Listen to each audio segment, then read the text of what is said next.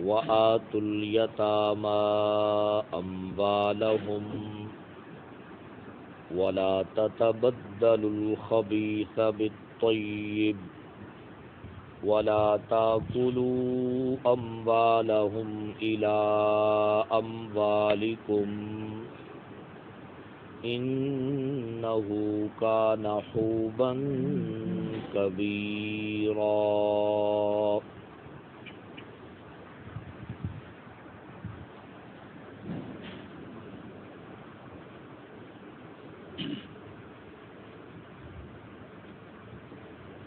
بحمد اللہ تعالی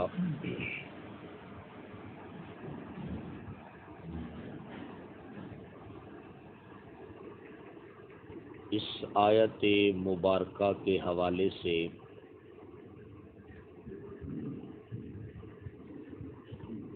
یہ بات آپ کی خدمت میں بیان ہو چکی ہے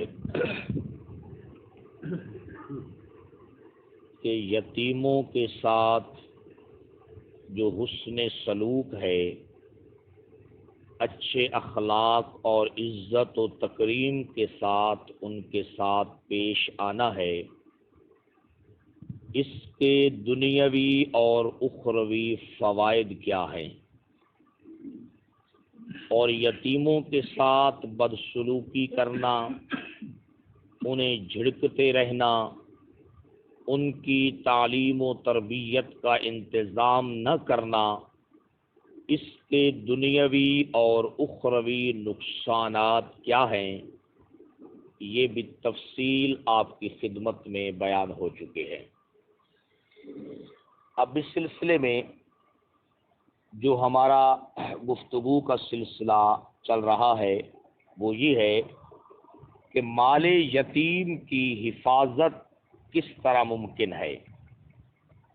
تو کل کے درس میں جہاں پر ہماری گفتگو کا سلسلہ چل رہا ہے وہ کچھ اس طرح تھا کہ اللہ رب العزت نے یتیم کا جو سرپرست ہے، ذمہ دار ہے، متولی ہے، اس کے ذمے یہ بات لگائی ہے کہ جب یتیم حالت یتیمی سے گزر جائے اور بالغ ہو جائے اور اسے اپنے مال کے اچھے اور برے استعمال کا پتہ لگ جائے تو خوش دلی کے ساتھ ان کا مال ان کو کیا کر دو، واپس کر دو۔ اور پھر جو دو ہیلے اور بہانے تھے جن کے ذریعے سے یتیموں کا مال کھایا جاتا تھا، اللہ نے ان دونوں سے منع کر دیا۔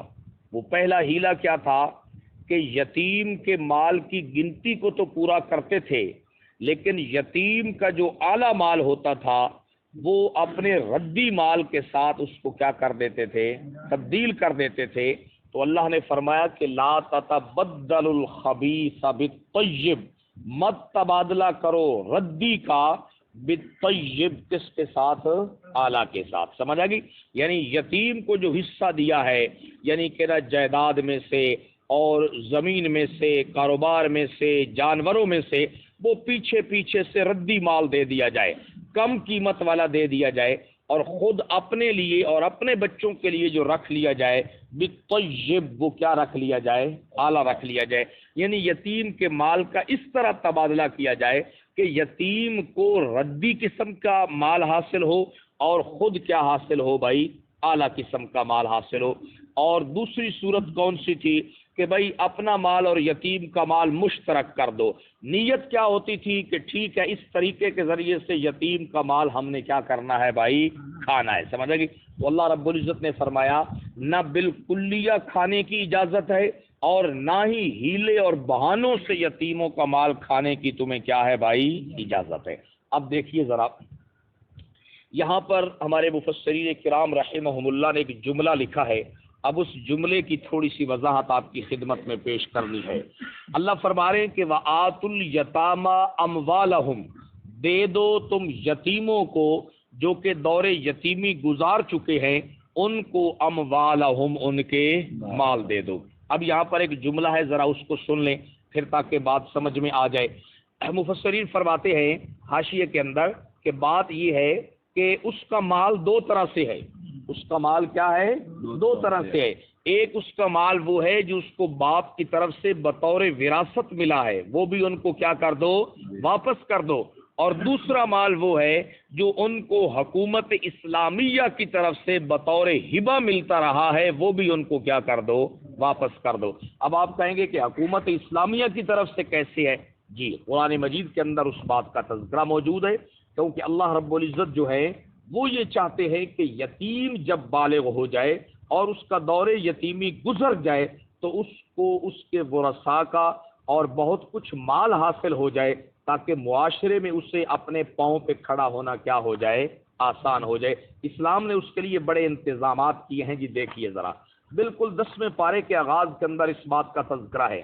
مسلمان مجاہدین جب میدان جہاد میں جایا کرتے تھے، اللہ کی طرف سے مدد اور نصرت حاصل ہوتی تھی تو مسلمانوں کو بہت سارا حاصل ہوتا تھا مال غنیمت جنگ کی صورت میں.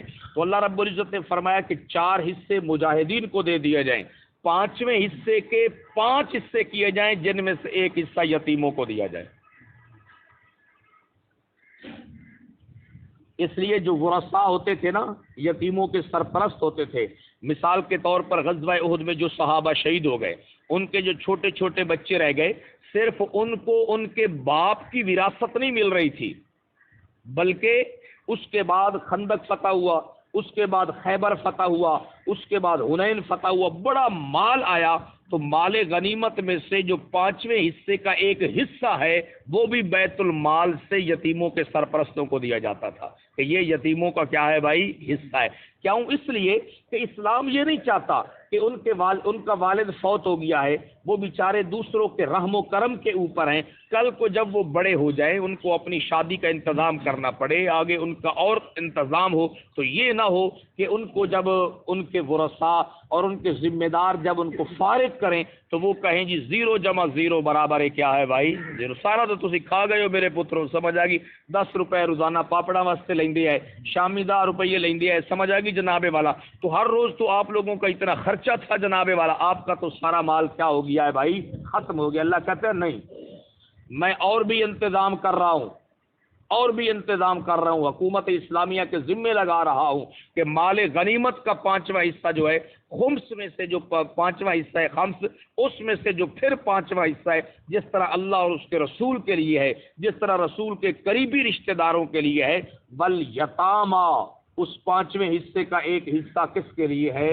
یتیموں کے لیے ہے. تو اللہ کے بھی بیت المال میں سے باقاعدہ جو 5ویں حصے کے 5 حصے کرتے تھے، ایک حصہ یتیموں کو دیتے تھے. سمجھ آئے گی جناب؟ تو اس سے اب آپ خود بتائیں کہ پھر یتیموں کا جو اصل مال ہے وہ محفوظ ہو جاتا تھا یا نہیں ہو جاتا تھا؟ یہ مطلب ہے. اللہ فرما رہے کہ دھیان کرنا ہے جناب والا. یہ حکومت کو بھی حکم ہے کہ اس نے بھی حصہ دینا ہے، اور عوام الناس کو بھی حکم ہے، جو کل میں نے آپ کو سنایا تھا کہ اللہ کہتے ہیں عوام کو چاہیے یتیموں کو کھانے کھلائیں.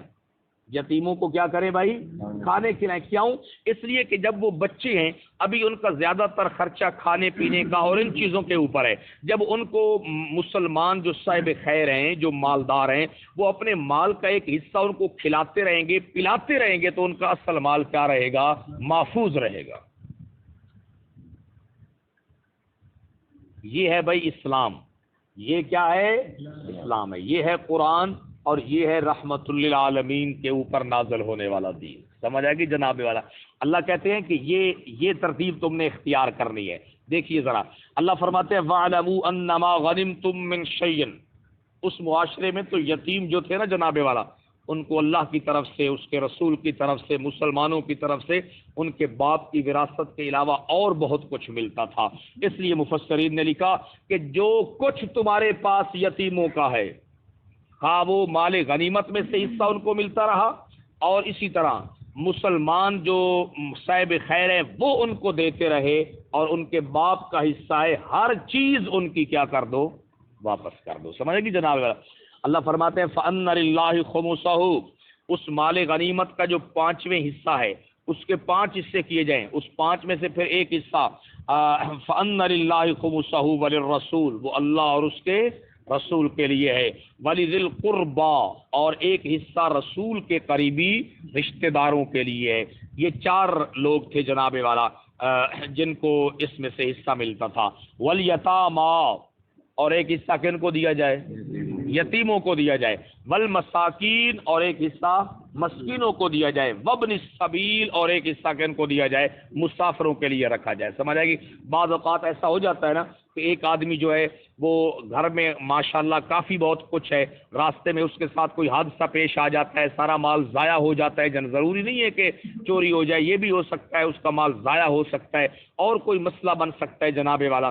تو پیسہ ہے وہ گل سکتا ہے، وہ جل سکتا ہے، وہ پھٹ سکتا ہے، بہت سارے حادثات پیش آ سکتے ہیں. تو فرمایا مسافروں کا حصہ ہے.